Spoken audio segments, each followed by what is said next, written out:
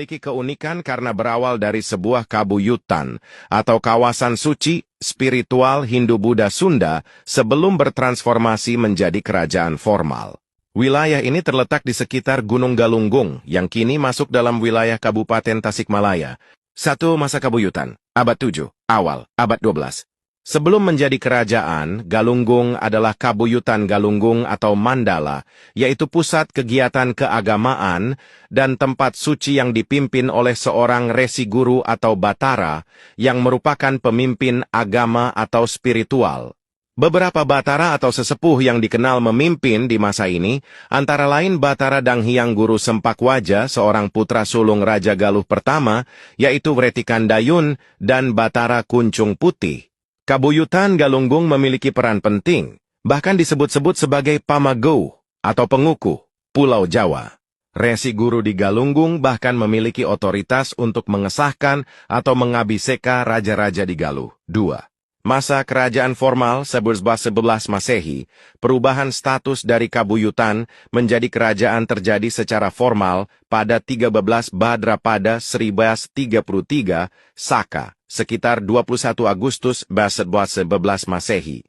Tokoh yang menobatkan Galunggung sebagai kerajaan adalah Batari Hyang. Ia dikenal sebagai penguasa wanita yang hebat, mengambil alih kekuasaan dari Resi Guru Sudakarma Wisesa. Ibu kota kerajaan ini bernama Rumantak. Eksistensi kerajaan Galunggung dan penobatan Batari Hyang dikuatkan oleh temuan prasasti Geger Hanjuang di Desa Linggawangi, Tasikmalaya, yang mencatat penguatan pertahanan di Rumantak pada tahun 1033 Saka. 3. Perkembangan dan pengaruh Batari Hyang memperkuat pertahanan ibu kota, dengan membuat parit atau benteng pertahanan dikenal dengan istilah nyusuk atau marigi, dan membentuk angkatan perang. Naskah amanat Galunggung yang ditemukan di Kabuyutan Ciburui, Garut, menjadi sumber penting mengenai kerajaan ini.